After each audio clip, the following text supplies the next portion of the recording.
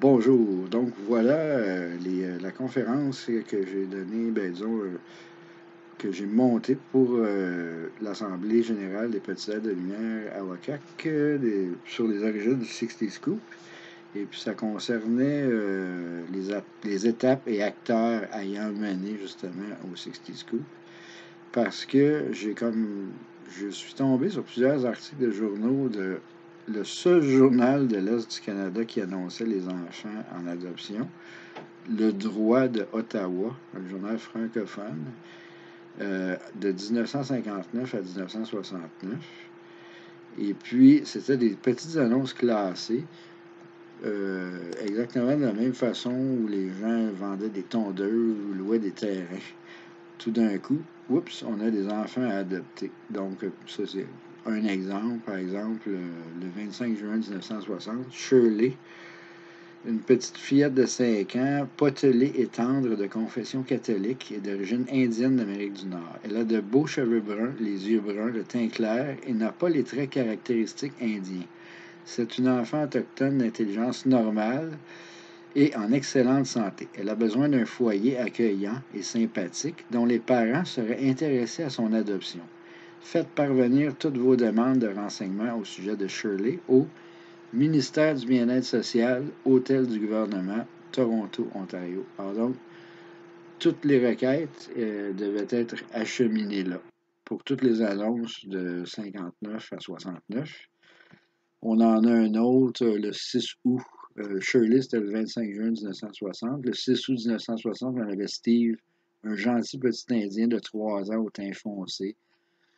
Bref, je vais de toute façon, j'ai déposé sur Academia euh, avec le lien que je vais déposer ici. Vous allez pouvoir le constater et puis aller sur le site internet Academia. Le PowerPoint de la conférence est là intégralement. Donc, voilà, ça explique qu'à peu près 20 000 mères autochtones ont perdu leur enfant à la suite d'adoptions conclues des non-autochtones durant la rave des années 60, en vertu de la loi sur les Indiens et du génocide culturel des politiques d'assimilation du Canada. Et puis, la rave des années 60, c'est un terme provenant de Patrick Johnston de 1983 pour décrire la rafle généralisée des enfants autochtones exilés hors de leur foyer et de leur réserve par les autorités de la protection de l'enfance entre 1960 et 1980, prônant la facilitation de leur adoption dans les foyers non autochtones, ce que l'État jugeait meilleur apte pour qu'il y ait une augmentation d'apprentissage chez les enfants autochtones selon les normes gouvernementales. Les origines du scoop des années 60, ça vient de mœurs coloniales vraiment anciennes. Par exemple, on peut voir dans un vieux registre à la Chine de Saint-Ange gardien, le 11 juillet 1688, une certaine Marie-Louise Sauvagesse. Il est écrit le 11 juillet 1668. Ce aujourd'hui, 11e juillet 1688, a été baptisé Marie-Louise, fille naturelle d'une sauvagesse nommée Marianne, femme de très mauvaise vie, pour folle par tout ce pays qui naquit le jour d'hier entre des maisons de cette paroisse, où cette sauvagesse entra en passant. Le parrain André Rapin, la marraine Marie Beauvais, femme de maître Jean-Baptiste Poitier, notaire, ce baptême a été fait par moi, curé, sourdit sur le rapport qui m'a été fait par plusieurs hommes et femmes qui m'ont assuré que cet enfant ne pouvait pas vivre longtemps, et afin qu'on ne laissât pas cet enfant entre les mains d'une mère si impudique, j'en ai donné avis à Monsieur de Belmont et matriarche missionnaire des sauvages de la montagne de Montréal, donc entre Sherbrooke, entre Peel et Guy, d'où ils ont chassé la dite sauvagesse afin, pour sa mauvaise vie, afin qu'il, trois petits points, le mot était difficile à lire, autant qu'il leur était possible d'une nourrice à cet enfant par les personnes de charité et qu'ils implorassent le cours des puissances de ce pays pour faire, trois petits points, reste de ses jours, 3 petits points, qui a eu plusieurs enfants de cette manière et qui a, 3 petits points, est prêté à plusieurs personnes de ce pays par cet imbut, 3 petits points, en foi de quoi j'ai signé avec le dit Rapin et la dite Beauvais à déclarer ne savoir signer le 3 petits points suivant l'ordonnance. Donc, autrefois, la plupart des gens ne le signaient pas, ils ne savaient pas lire l'écrit. Donc, voilà. Fait qu'en gros, elle était considérée comme une autochtone inapte à s'occuper de son enfant, selon l'autorité blanche française et de l'Église. Et ils ont donc donné l'enfant en adoption à ce couple de, disons, bourgeois du secteur de la Chine. Tout ça aussi, ça y est pour beaucoup les écoles résidentielles, parce que pendant les écoles résidentielles, il y a eu beaucoup d'enfants qui ont été adoptés. Ils ont dit aux parents que les enfants étaient décédés, puis vice-versa, aux enfants que les parents étaient décédés. Ça a commencé comment, les écoles résidentielles? C'est Nicolas Flood-Davin qui a été convoqué par la sœur Johnny MacDonald, le président du Canada, le premier ministre du Canada, à aller faire une étude sur les écoles déjà existantes dans l'Ouest américain. Donc, il a été envoyé à peu près 6 mois en Oregon, en Washington State, Californie, les États du Sud-Ouest, regarder comment ça fonctionnait, les écoles résidentielles là-bas. Et puis, donc, une gestion sur les internats industriels, parce qu'ils appelaient ça des écoles industrielles. Donc, apprendre les garçons à faire l'agriculture, les filles la couture, etc. Ottawa, le rapport de Davin a été soumis à Ottawa le 14 mars 1879. Le rapport fournit la base de la mise en œuvre des systèmes des pensionnats indiens. Il a élaboré une approche coopérative entre le gouvernement canadien et l'Église pour aller de l'avant avec l'assimilation agressive qui a été implorée par la mise en branle de ce système-là par Ulysse Brand, qui était président des États-Unis. Alors, selon ce président américain-là, c'était une assimilation agressive, positive, là, qui fonctionnait pour rendre les communautés autochtones, disons, rentables en produisant côté agriculture et tout ça. Donc voilà. Fait que le rapport Darwin n'avait jamais été publié, mais je l'ai tout transcrit. Il est aussi sur Academia. Si vous écrivez Éric Pouliot-Tisdale sur Academia, le rapport Darwin, je l'ai transcrit au complet. L'analyse qu'il a fait dans les écoles résidentielles des États-Unis. Donc, vous pouvez aller voir. Je vais déposer mon lien Academia tout à l'heure. Ça sera donc disponible. Donc, la transcription intégrale, je l'ai déposée. Celui qui a été attesté à faire le rapport David par M. MacDonald, c'était, évidemment, oui, c'était des pas mal conservateurs, une élite conservatrice. Il s'est suicidé en 1901 parce qu'il a perdu ses différentes élections, puis son succès était moindre et tout ça. Fait que, par honneur, semble-t-il, il s'est suicidé. On peut voir dans le journal Le Canada français du 25 octobre 1901, mort tragique d'un politicien et journaliste, M. Nicolas Flood-Davin, ex-député d'Assinibois, s'est flambé la cervelle. En anglais, dans le Québec Chronicle, le journal de bourgeois anglais d'époque, Mr. Flood-Davin shoots himself, found dead in his Winnipeg hotel, the revolver in his hand. Donc, décédé dans un hôtel de Winnipeg avec son revolver en main. Et voilà. Les liens sont aussi dans le PowerPoint qui est en ligne. Mais voilà, pour dire que ça s'est fait quand même rapidement. Il a été délégué en 1878. En 1979, le rapport est établi pour que les écoles résidentielles sont officiellement lancées en 80-81 par Sir Johnny MacDonald dans l'ouest du Canada pour débuter. Dans l'est du Canada, étant donné que les premiers missionnaires avaient développé toutes les missions dans la vallée du Saint-Laurent, les 7 nations officielles là, de la vallée du Saint-Laurent, les missions Wendat, mission Mohawk, mission Abenaki, c'était déjà on peut dire que l'école résidentielle, l'école industrielle à prendre la ferme avait déjà débuté, ça fait longtemps, dans les années 1600-1700, parce que les gens qui étaient dans les missions apprenaient l'agriculture, à cultiver et à vivre d'une façon, d'une villégiature, disons, plutôt occidentalisée, là, avec les missionnaires et tout ça.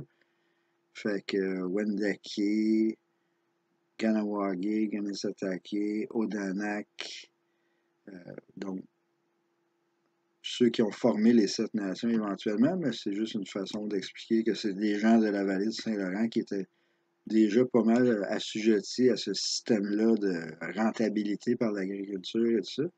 Donc, c'est pour ça que les écoles résidentielles au Québec ont commencé en 1938, comparativement à l'ouest du Canada, jusqu'en Ontario dans les années 1880-1890. Donc, ici, ils étaient satisfaits déjà avec les missions. Voilà.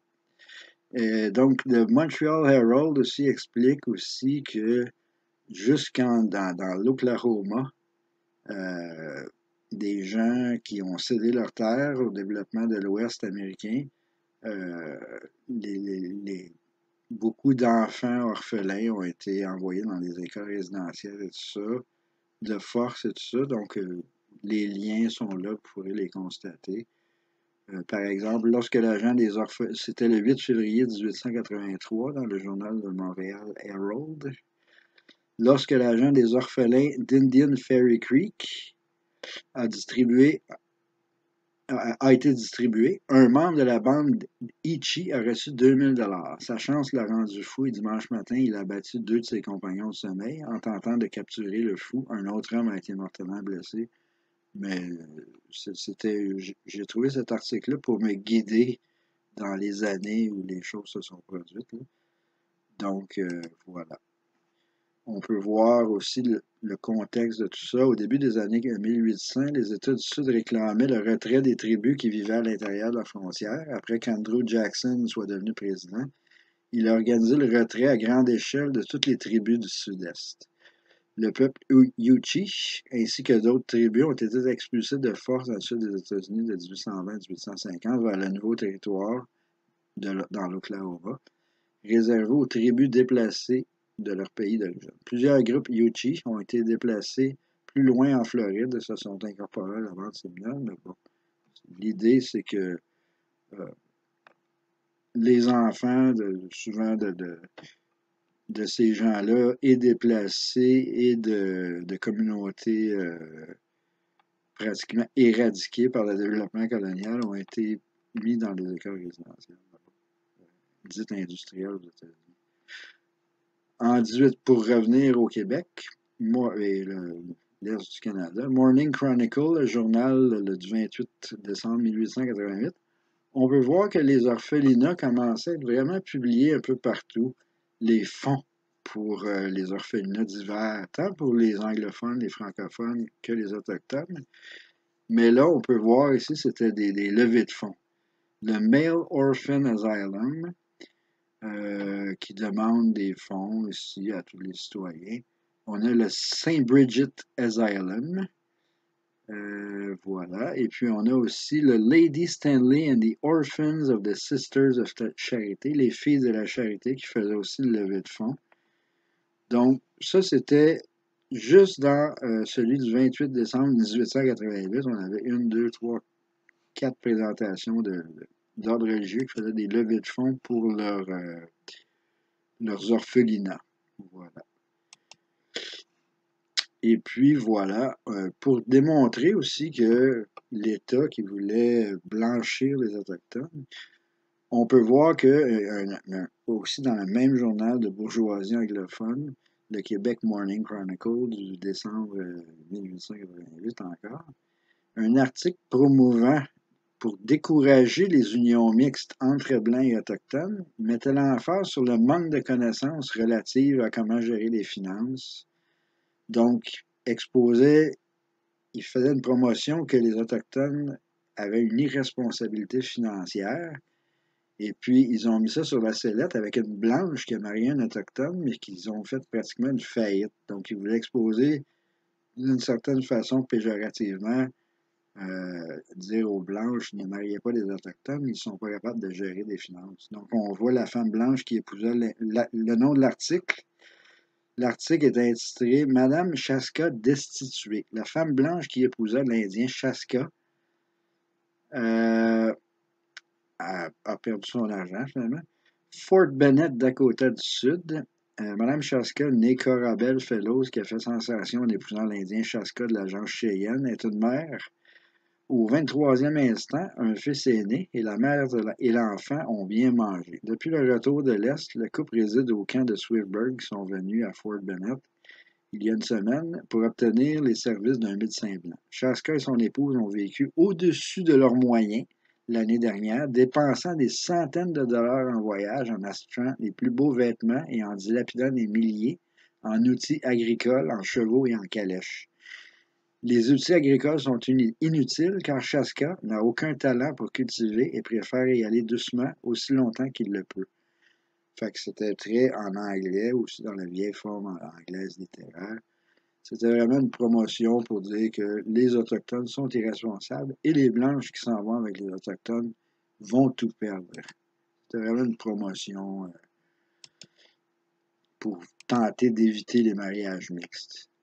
Encore dans le Montreal Daily Herald du 16 mai 1892, on peut constater l'aspect promotionnel d'entités religieuses déjà en vogue annonçant des enfants placés en adoption. Fait que ça se poursuivait, là, les adoptions. Voilà. Les promotions des adoptions. Et puis, on peut voir, ça c'était le 16 mai, dans le même spécimen du Montreal Herald du 16 mai,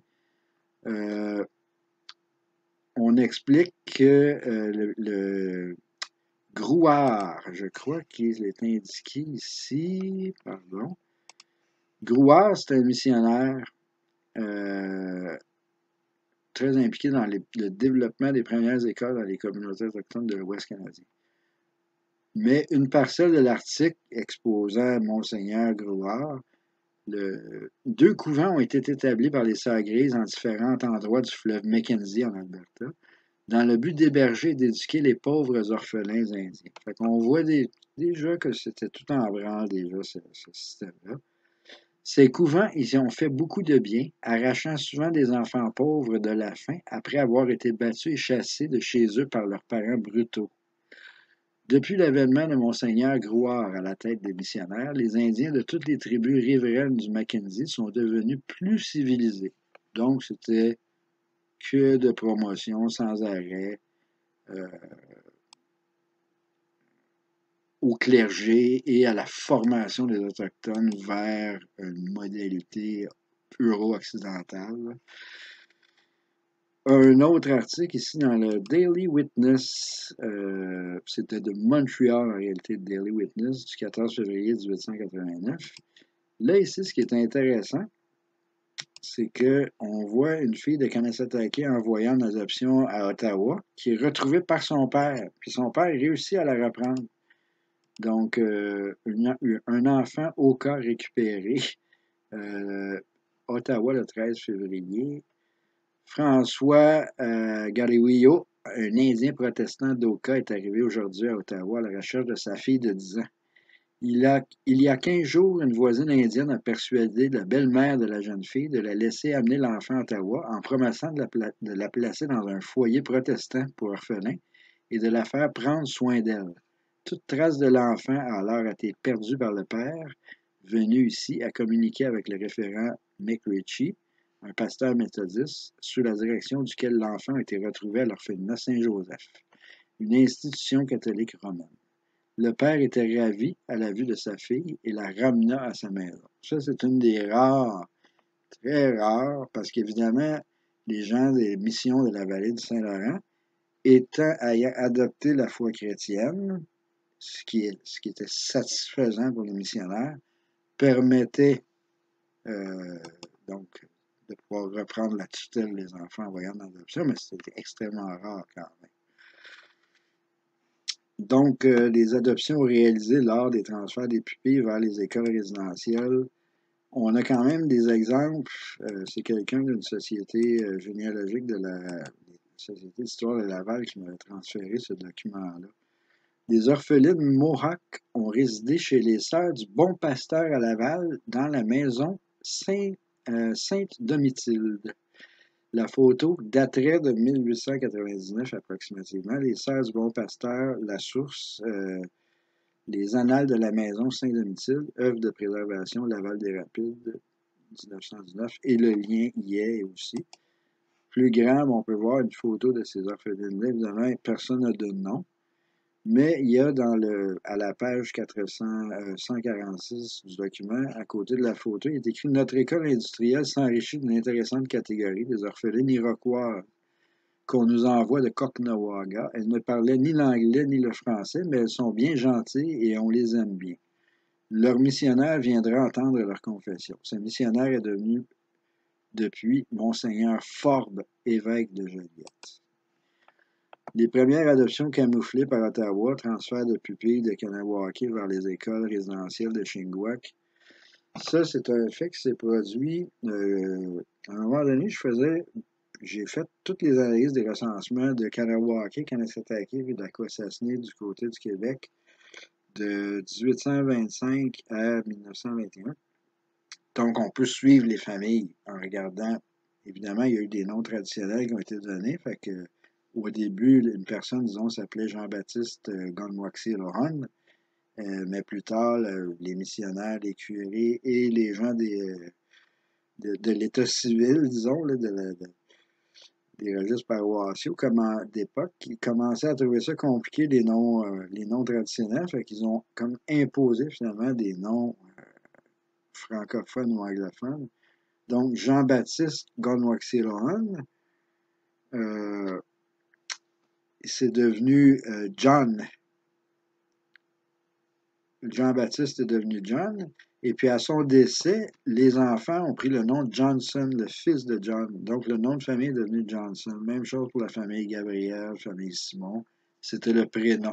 À prime abord, Gabriel. Simon, c'était le prénom.